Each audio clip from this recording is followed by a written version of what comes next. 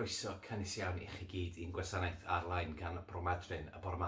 A very warm welcome to you all. It's lovely to join you for worship this morning. Just a couple of things to say before we begin our service together. That is that this coming Sunday, which is going to be the first Sunday of Advent, so the 29th of November, as we enter Advent, we've got our next service together in church on a Sunday. So at 10 o'clock and 11 o'clock in St David's Church in Nevin, there'll be a communion service and you'd be really welcome to join us for that. We've been able to slightly increase the capacity that we can hold in that church. So you'd be really welcome either at 10 or 11 to come along and join us for that. We've got two services during the week this week, 9:30 on Tuesday morning, again in St David's for morning prayer, and on Wednesday morning at 9:30 in Llangonadal we have a communion service. Please do come along to those if you can. You'd be really welcome to do so. We're also, of course, starting to make preparations for Christmas. There's all sorts of things that make it difficult, as I'm sure you're aware, but we're doing everything we can to come up with some really creative and exciting ways to get anticipation for Christmas around the community really built up and to bring some of the joy of this season to one another. There are ways that you might be able to help us, so please listen out for those. And of course, we'll be sharing all the information as soon as we can about what's actually going to be taking place. By the end of this week, I hope to have a notice sheet ready, and I hope that in that there will be the details of what we're doing and how you might be able to help us. So keep your ear to the ground for all of that information. Yn anffodus, roedd cwpl o problemau technogol y wythnos yma gyda'n gwasanaeth. We had a few issues with putting our service together this week. So there are bits of the service that Sarah recorded in Bryn Croes we don't have anymore, and I'm really sorry for that because it was beautiful and lovely to see that church once again. So I'm just going to pause for a moment and pray before I start our service. Heavenly Father, on this day when we particularly remember that your Son Jesus Christ is King of Kings and Lord of Lords, on this feast of Christ the King, we thank you for all that Jesus has done and all that he does now as he reigns at your right hand in heaven. We thank you for the blessing of the assured hope we have of your goodness. Would you receive the worship of our hearts this day, we pray, in Jesus' name. Amen. Yr ydym yn dod ynghyd yn enw'r Tad, a'r Mab, a'r Ysbryd Glân. Amen. Before the foundation of the world, God chose us in Christ to be a holy people, to be brought into a unity in Christ, to be full of love. The glorious grace of God, gras gogoneddus Duw, yn rhad rodd i ni yn yr Addoliad. We're going to begin our service then with a lovely song that's been translated into Welsh for us to listen to and sing together with. And then after that, we're going to hear the scriptures read to us by a friend of ours, Catherine, from over in St Asaph Diocese. And then I was able to visit Nant Gwerthen earlier this week and share a few thoughts with you there before Sarah comes and leads us in some prayers. And then we bring our service to a close. I do hope you're able to worship with us this morning. In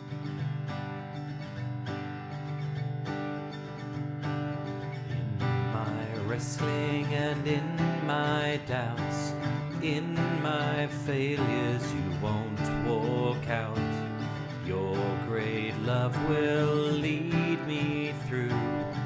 You are the peace in my troubled sea. You are the peace in my troubled sea. Drwy'r tawelwch mae dafael cri, drwy'r cwestiynau ti ydy'r gwir. Bydd dy gariad gyda mi. Ti ydy'r hedd yn fy stormydd blin, o, ti ydy'r hedd yn fy stormydd blin. Ngyledi, ngyledi, yn goler tywyllwch, dwi'n dy ddilyn di. Ngyledi, ngyledi, credaf dy ddewyd, byddi'n farwain i'n saffir lan.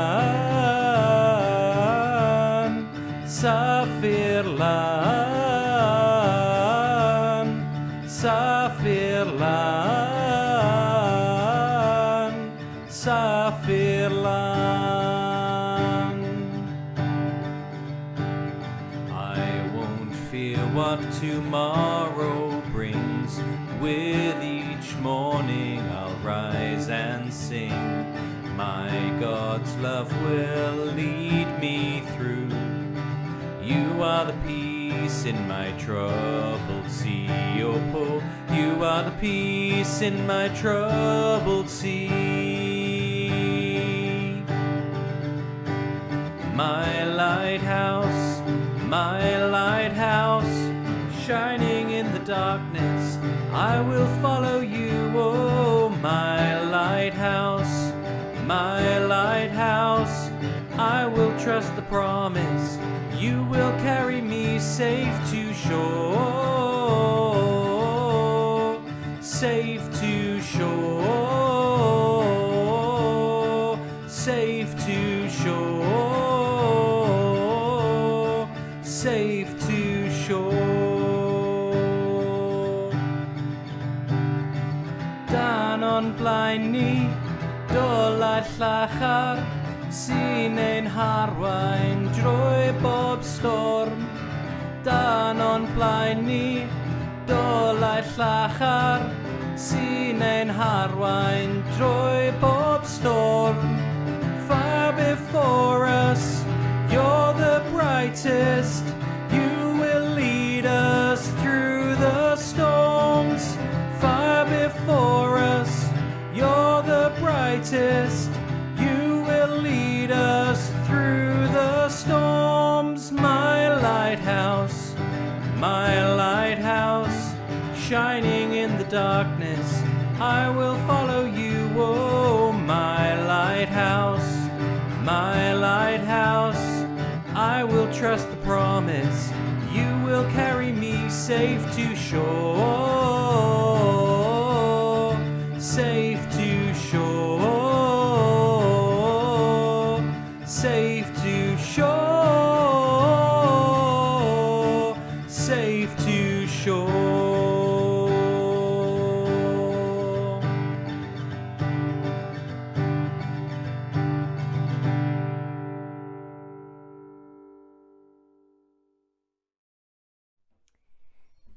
Darlleniad o Effesiaid 1, adnod 15 i 23.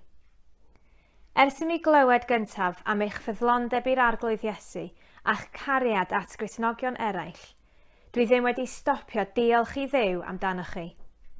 Dwi'n cofio amdanoch chi bob tro dwi'n gweddio. Dwi'n gofyn i Dduw, tad bendigedig ein harglwydd Iesu Grist, rwy'r ysbryd i chi'ch goleuo a'ch gwneud yn ddoeth, mwyn i chi ddod i'w nabod yn well. Dwi'n gweddio y daw'r cwbl yn olau i chi.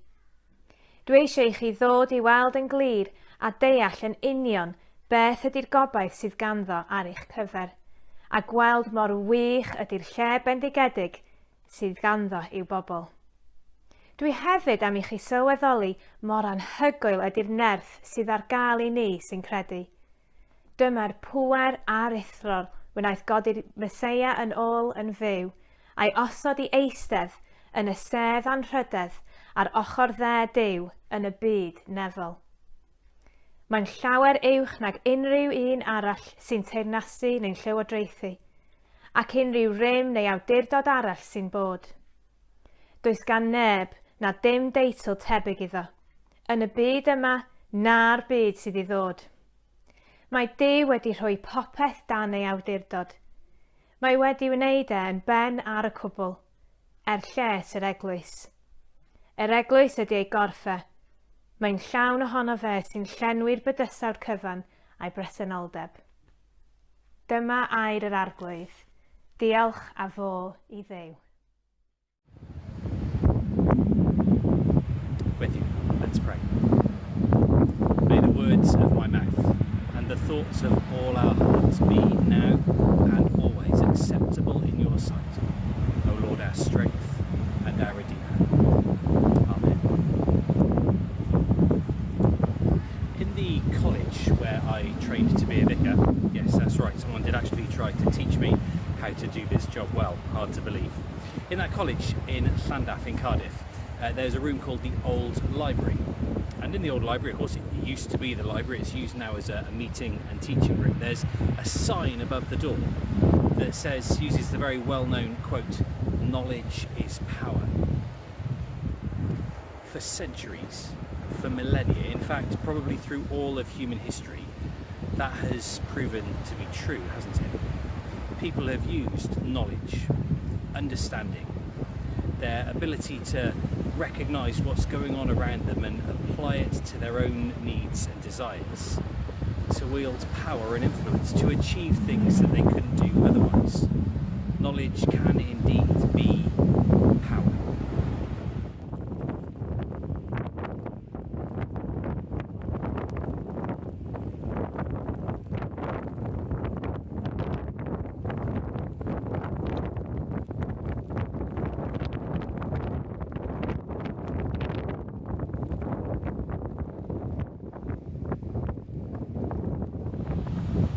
Here in Nant Gorfaen at the old granite quarry.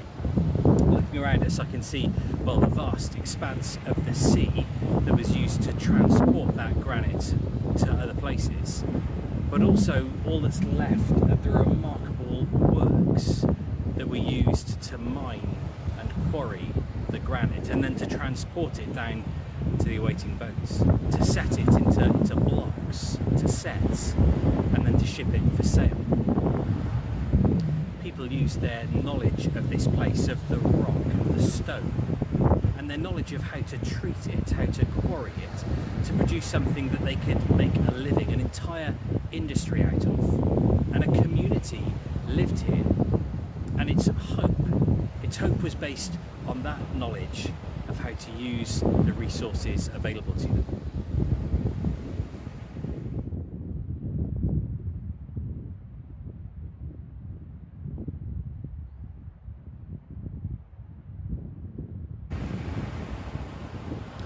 In our reading from Paul's letter to the Ephesians, the church in Ephesus, we hear him say something really rather similar. Knowledge is power.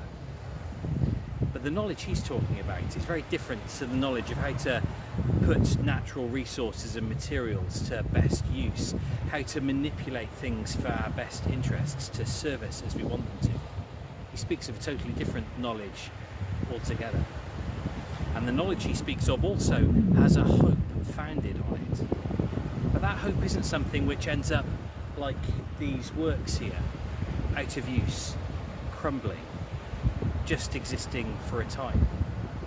The community here at Nant Gorfaen died out a couple of times. But now there's a new hope here, a new hope that knowledge of the Welsh language can grow from this place and expand. And a lot of the hope of a nation's heritage is based on places like this.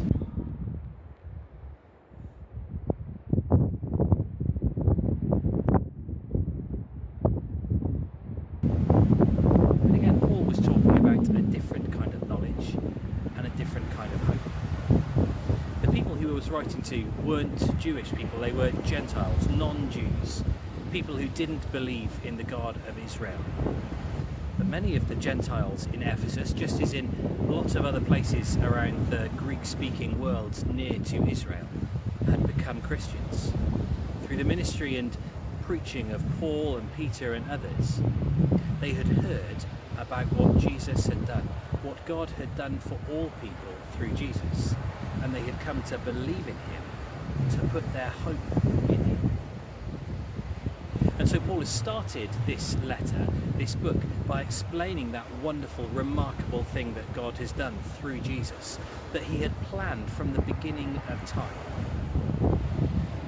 He speaks of the rescue that God has offered to humankind, salvation, forgiveness, mercy, and new life, available now to Gentile people, to non-Jewish people as well, because they believe in Jesus.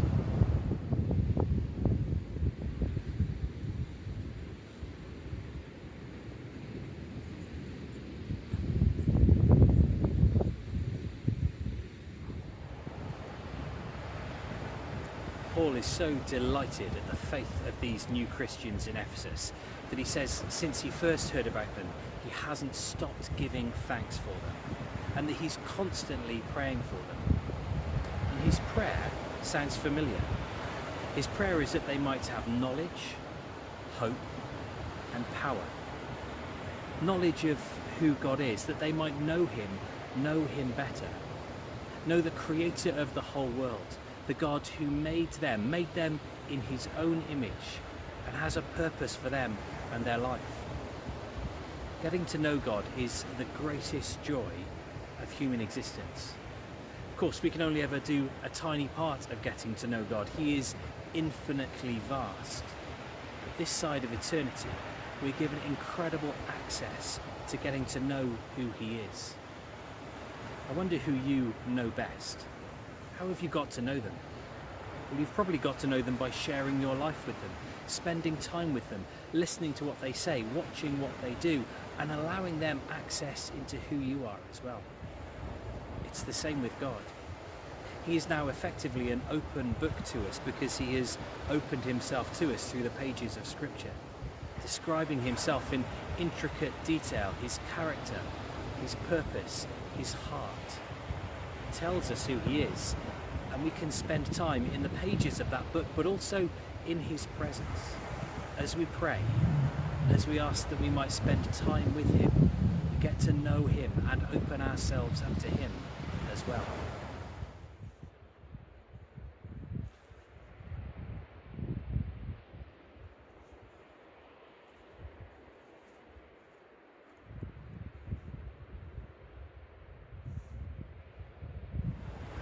But Paul also prays that the eyes of their heart might be opened, might be enlightened to know the hope to which he has called them. Hope is such an incredibly powerful thing. We might feel that we've been robbed of an awful lot of hope over this last year so far. Hopes for things that we might have done this year. Hopes for things we might have seen, places we might have gone. It's been taken from us. But actually even more than that very sense of the hope of there being something good has been depleted within us by all that we've had to endure this year so far. But the hope to which God has called us is a hope that speaks of a total transformation of this world, a total transformation of your life and mine from hopelessness, full of darkness, to hopefulness, being full of light. We're about to arrive in the season of Advent, the season of waiting and preparation for Christmas, for Jesus to come and be with us when we can celebrate that anew. And Advent is all about darkness turning into light. How wonderful a time of year this is, just as hope seems to be ebbing away again, that we can have that light dawn upon us. And that is Christian hope. Christian hope that God is transforming all things that are broken and remaking them, restoring them. Every single part of your life and mine that is imperfect, God is in the process of restoring and repairing. Every part of your life and mine that has a negative influence on it, that has been hurt, that has been wounded, God is healing and restoring. And that was a hope that Paul longed for the Ephesians to know as well. That God was transforming their lives, their community, their society, their world. He prayed that they might know the hope to which they've been called.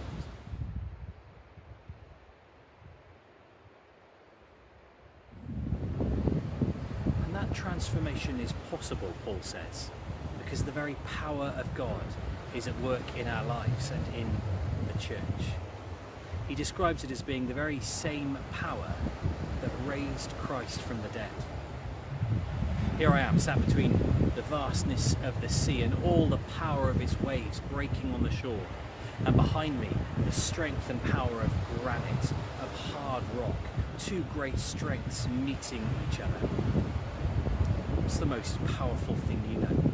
The greatest strength you've ever witnessed or experienced? Day by day we get to look at the power of world leaders being exerted in this country and around the world. But the power of God is a power over all of creation. It was the power to speak and let life come into being. It was the power for his Son to rise from the dead, a power over death itself. And that power, Paul says, is available in the lives of those in the church, in your life and mine. Think about that for a moment. Isn't that just incredible? Can you think of a greater power? I can't.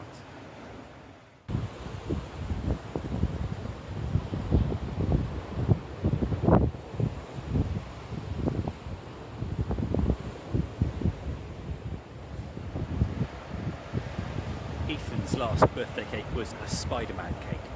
He loves all sorts of characters like that at the moment. I used to love Spider-Man as a boy. I would dress up in my full Spider-Man outfit, although thanks to my mum I had to wear sensible brown leather shoes at the same time.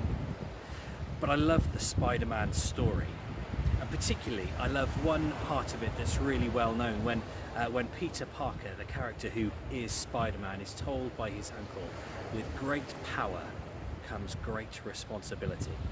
It's a phrase from a comic, and yet it's kind of entered common parlance, hasn't it? With great power comes great responsibility. And so maybe we look at this power which is available to us, available to the church, the power that raised Christ from the dead, and think, my goodness, can we handle that responsibility?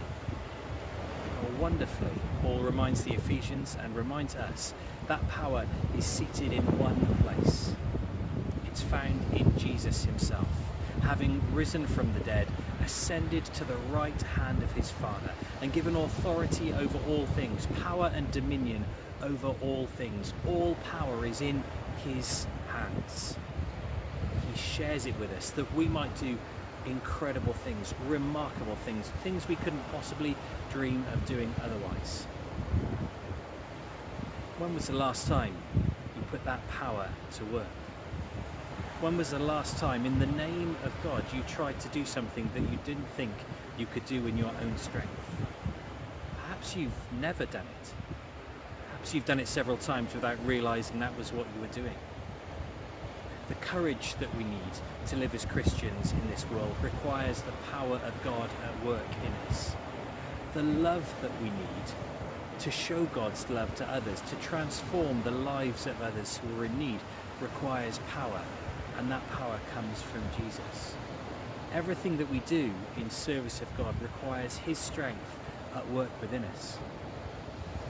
And the thing that made Paul write to the Ephesians was the chance that they might not know this, that they had come to believe in Jesus because the thing he had done was so incredible, so remarkable, that it had captivated them and drawn them in from that place of needing God's mercy and forgiveness, but that they hadn't fully understood all that opened up to them. The knowledge of God himself, the hope to which they had been called, and the power of God at work in their lives. Christ the King reveals God to us, places hope within us, and offers us the chance to work with and through his power. So today, what might you do in the power of God? What might you do because of the hope of God? What might you do with that knowledge of God? What can you be part of the transformation of today? Where can you be part of God bringing his kingdom, Christ's kingdom, on earth anew today?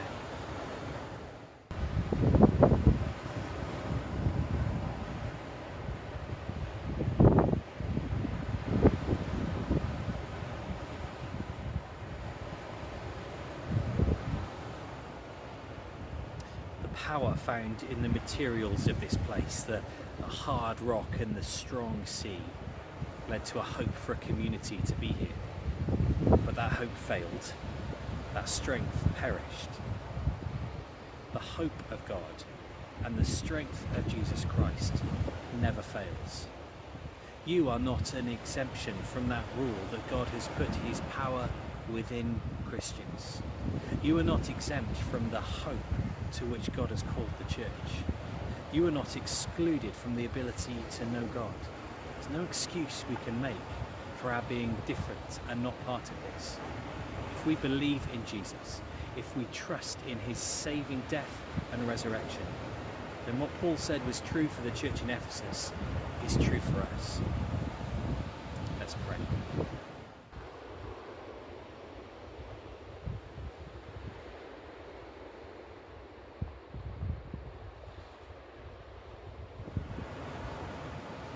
Heavenly Father, we thank you that we might know you, the one who made us and all the world. We thank you that our hope is squarely planted in you, that you offer us a hope for a transformed world and transformed lives. And we thank you for the power that raised Christ from the dead at work within us. We pray that you would open and enlighten the eyes of our hearts, that we might know how we can see that at work in our lives today and in the lives of those we know and love.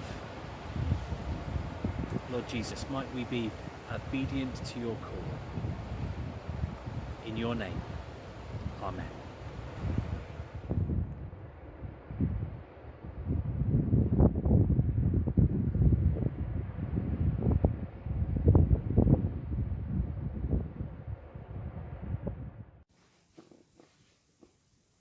Gweddiwn, let us pray. Gweddiwn ar y tad. Ar i'r eglwys fod yn un wrth dystio'r efengyl a'i chyhoeddi. We pray for the unity of the Church in witness and proclamation of the gospel. For all leaders within the churches and chapels around the world as they seek to lead their people in times of trouble, to offer hope and comfort and the presence of the Spirit. Pray to you, our Father. God, have mercy. Gweddiwn am heddwch a sefydlogrwydd i'r holl bobloedd, a thros arweinwyr y cenhedloedd.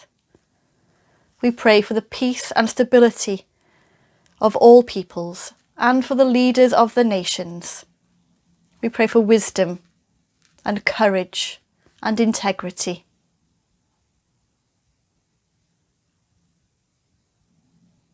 We pray to you, our Father. God, have mercy. Gweddiwn dros y cleifion, a'r sawl sy'n dioddef, a phawb sy'n gweini ar ei hanghenion.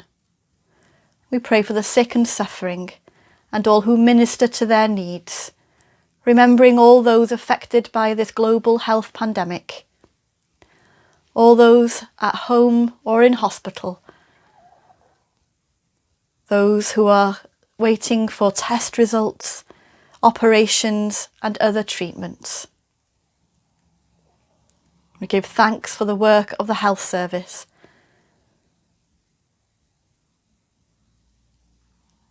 And we pray for those who are working to produce a vaccine.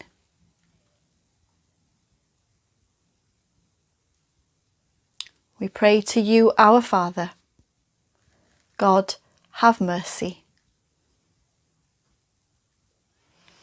Gweddiwn am fendith ar ein cartrefi, dros ein perthnasau a'n cyfeillion a phawb a garwn. We pray for a blessing on our homes, for our relations and friends and all whom we love. We give thanks for the many ways in which we can stay in touch with one another, while at the same time we feel the sorrow of not being able to be next to each other.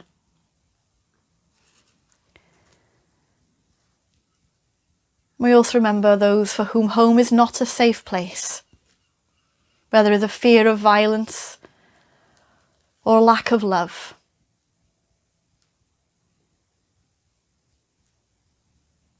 We pray not to forget the suffering of those who may be hidden away but are known to God. We pray to you, our Father. God, have mercy. Yn olaf, cyflwynwn ein hunain, a phawb a gweddiwn drostynt i drigaredd a nodded Duw. We commend ourselves and all for whom we pray to the mercy and protection of God, taking a moment now to bring our own cares and concerns before our Father.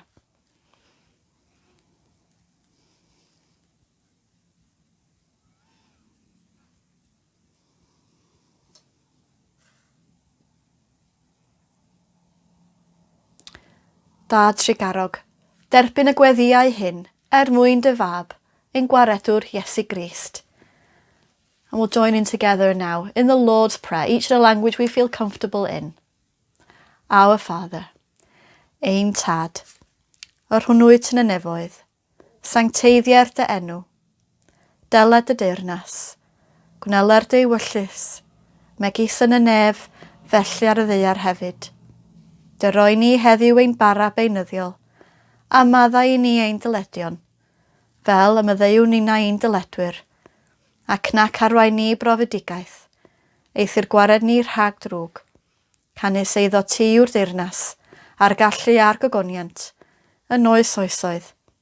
Amen.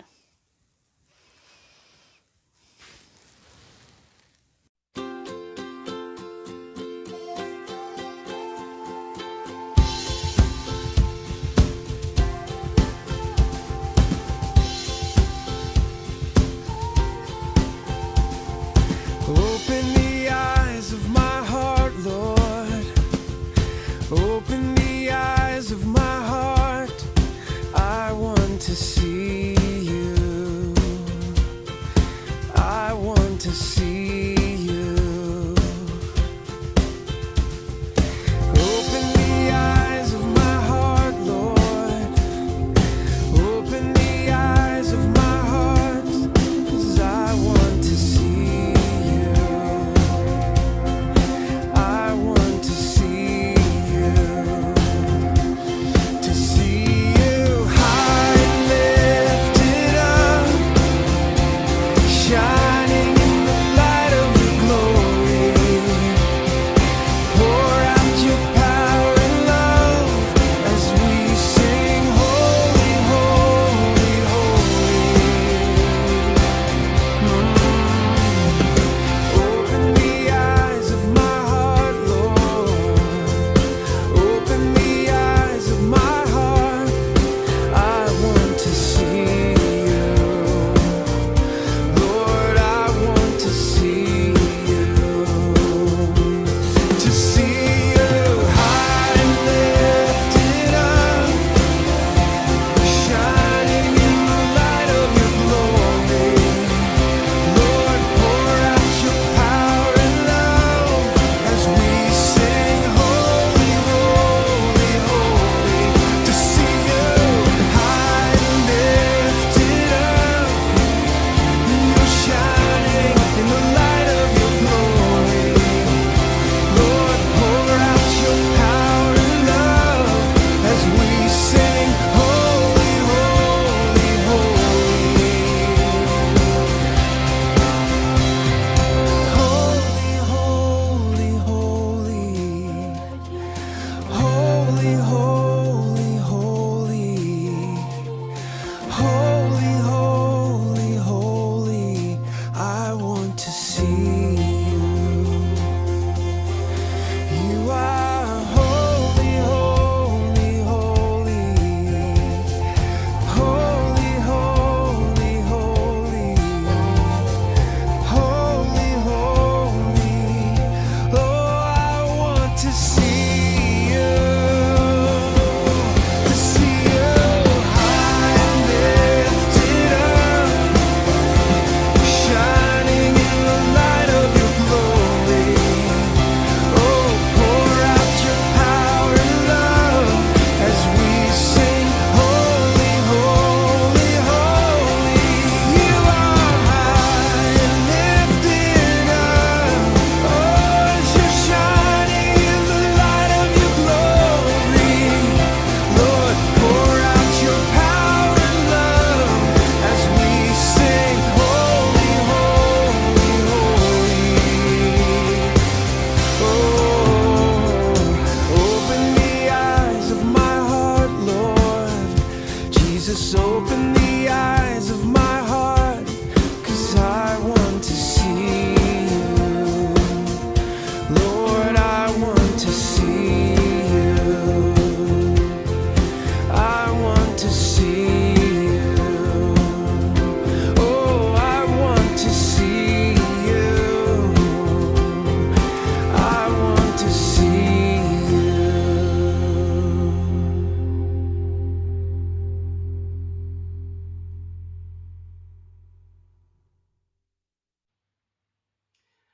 Byddwch yn eiddgar I gynnal undod yr ysbryd.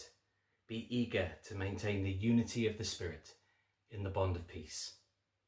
Eternal Father, whose Son Jesus Christ ascended to the throne of heaven, that he might rule over all things as Lord and King, keep the Church in the unity of the Spirit and in the bond of peace, and bring the whole created order to worship at his feet.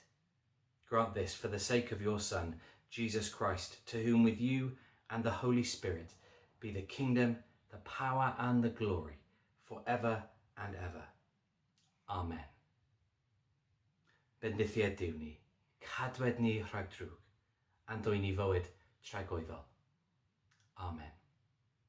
Bless you. Thank you for joining us this morning. Look forward to seeing you soon.